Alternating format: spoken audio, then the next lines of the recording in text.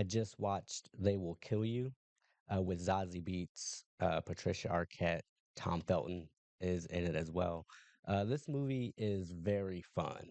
And when I saw the trailer for it, that's what I thought too. It just seems like they were having a lot of fun filming this movie, telling the story, and just the cinematography from the trailer looked like not your average horror movie, not your average, chase them down slasher film. It looked like they were having a lot of fun, and I was curious to see what the story was going to be about. I just know that she was being chased by these murderous people trying to, kill her. Um, but the movie is actually more than that. It's more than just a slasher movie. It's more than just a horror movie. I wouldn't even call it a horror movie. It's very suspenseful, but it's very drama filled too. The backbone of this story is actually a loving story about two sisters who are abused as children, and the older sister has to do something dramatic in order to allow them to escape that abuse. And it turns out she shoots their father and she runs away, and we get a time skip of about 10 years, and she is getting out of prison. So she is now on the hunt for her sister because she needs to know where she is, try to reconnect with her, make up for this lost time, make up for abandoning her when they were children. And she kind of has this fight or flight after she shoots their father, and she just decides to run because she doesn't want to put, or she thought at least, she didn't want to put her sister in any more trouble. She figured the police would handle it, would take her, put her into a home, maybe understand that there was this abuse going on. So she left hoping that law enforcement would take care of her sister for her, or at least get her out of that situation without having to also be in a situation with her sister having just shot their father. But she gets out of jail and finds employment, and she goes to work for this home or this house where she's a housekeeper essentially. And we get this from the trailer, but the house that she goes to work for turns out to be just a group of people who are just absolutely psycho and are trying to kill her. But it turns out they have literally um, become a cult, and they worship the devil and all of that. So they are trying to sacrifice her to their lord. But it turns out she's having none of it. She pulls out all of her weapons, as you see in the trailer, and she just goes to town on all of these people who are essentially captured her and have trapped her in this house. And she runs through like six or seven of them, just like in the trailer. And she just cuts them all down with however creative way she could think of. And then you get this moment of, okay, she's killed all of these people, and now she needs to escape this house. What's next? And at this point in the movie, we don't know she's actually looking for her sister. She just is there working, and it turns out they are trying to kill her, and then she is doing everything that she can to escape all of these people. And again, she kills like four or five of them, maybe even six, and she's trying to leave, and she's going up and down this hall, and then the movie hits us with these people actually can't die. Like they literally can't die. They could be dismembered, decapitated, you know, shot. Nothing can actually kill them. They can regenerate and be resurrected. This entire building, this hotel, this house, is supernatural. And it's such an amazing twist that they throw in there because again, it's fun. It's being done in a fun way. Like the cinematography, the jokes about them not being able to die, even the people who are trying to kill her are wondering how is it that she's being able to put up this kind of fight. They've never had this kind of trouble with any of their previous sacrifices. So she's like, why are you so hard to kill, basically? And they're running all throughout this house, and it's just this huge maze. They're running through the air duct system, through up and down elevator shafts, And it's just very creative how they have constructed this journey, this chase through this house. And all of the people in the house, so there's the people running the house, and there are also other housekeepers.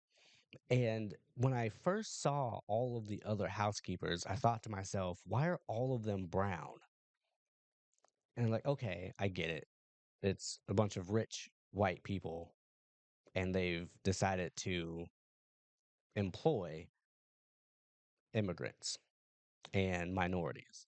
And they even say that in the movie, but they don't harp on it. It's not the biggest plot point of the movie. They just say, hey, this is the reason that all these people are brown. This is the reason all these people are white. They decided that they wanted to get all of the immigrants off of the street and put them to work, basically. Since they weren't doing any good, they were maybe causing harm. Now they're not dangerous anymore because we've trapped them essentially in this house and we've cleaned up the streets. You're welcome.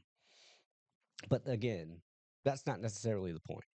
The point is, this society within this house have made a literal deal with the devil, and he allows them immortality as long as they sacrifice someone to him every once in a while.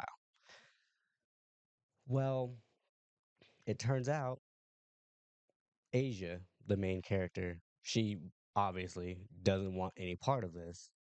And as the owners of the house and all of the people murdering and sacrificing, as they try to understand who she is, why she's so much trouble, and what she's doing there, they learn that she's not who she said she was. We learn that she found the person who was actually supposed to be hired for this job and took her place because as she's getting out of jail, she learns that her sister is working at this place as well. So she goes there and says, hey, I'm actually going to go to work for you. You just hang out. And she gets there, and everybody's wondering again, who are you? Because you're not the person we thought we were getting. We thought we were getting this helpless person who would be easy to sacrifice. And you're the literal opposite of that. You will not die.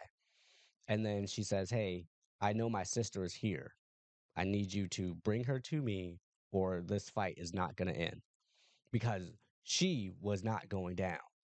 She was essentially like this samurai warrior and was just slicing and dicing everybody. And she even has this lighter that's got a samurai on it and blood splatter. Like when you flick it open, the head comes off and there's just blood as if there was a sword slash. It's very, very creative, this lighter and the symbolism of that lighter and how it represents the character she is playing. But we find out that her sister is there, her sister is alive, and at first, her sister is upset with her because she did abandon her, which makes sense. She had to live those 10 years still with their abusive father. So she was getting abused all that time while she didn't know where her sister was. She just was gone. So she was angry with her. It's like, hey, why are you here? I don't need you. I'm fine. I've got this job and I'm not leaving. This is a good spot for me. I need you to leave. But Asia isn't having any of that. She's like, I'm not going to abandon you again. I literally just fought 10 of these zombies 3 times each because they won't die. We're leaving right now. Let's go.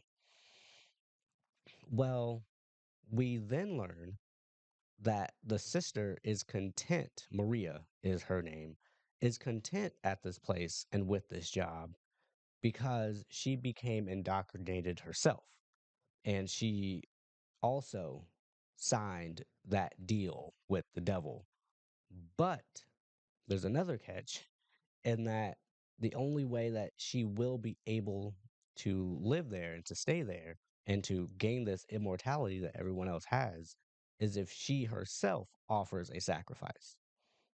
And it turns out that sacrifice that she was supposed to offer was the person that Asia is impersonating.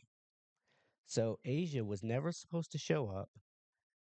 Maria was going to sacrifice this other lady that she knew from a previous job, no harm, no foul, quote unquote, and everything would be well and good.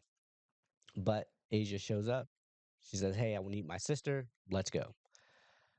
But the people who are running this place, they decide, no, now it's both of you who actually have to die.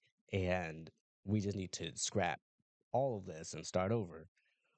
But then we turn into like this Resident Evil kind of game where there's this final boss and there's this pig head, and this pig head is donned by the woman running the entire operation. She turns into this supernatural ninja and is going toe to toe with Asia with swords and weapons.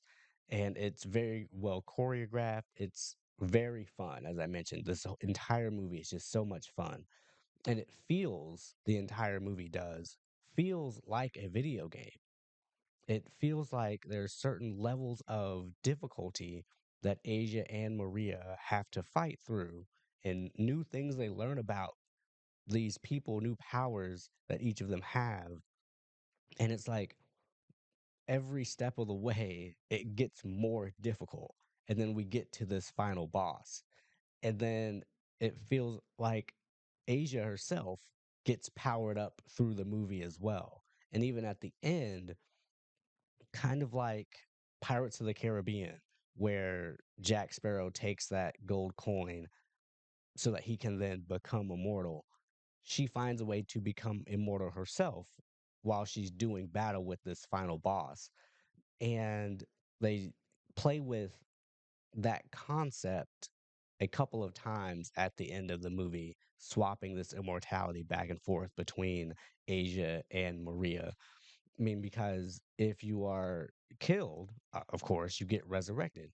So Maria does end up dying, but then through ways of how the immortality is passed on, um, she's able to be resurrected at the very end.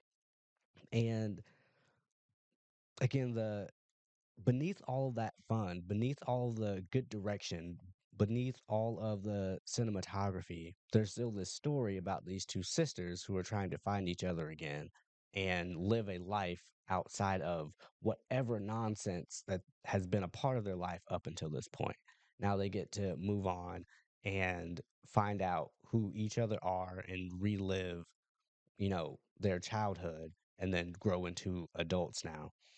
It's such a good movie and it's such a fun movie. I was not expecting the drama aspect of it. I didn't know where else the movie would go aside from her trying to escape this house. But it turns out, there was more to it, and I thoroughly enjoyed all of it. The entire ride was just very fun. It was very well written. It had a lot of jokes in it, and they weren't. None of this was gratuitous either, and that's what I appreciated about this movie as well. I mean, there was gore, there were guts, there was blood, there was all of that, but it never felt gratuitous. It never felt like it was trying to be over the top for no reason. It was a stylistic choice to have all of the slashes, all of the gore, all of the blood, because she was literally fighting for her life against these video game characters, these video game enemies, and then this final boss. Again, if you view it from the lens of it being a video game as well as a movie, all of it just feels right. And I appreciated how they were able to tell this story visually and through dialogue and through the actors themselves. It just all felt like it fit together very well.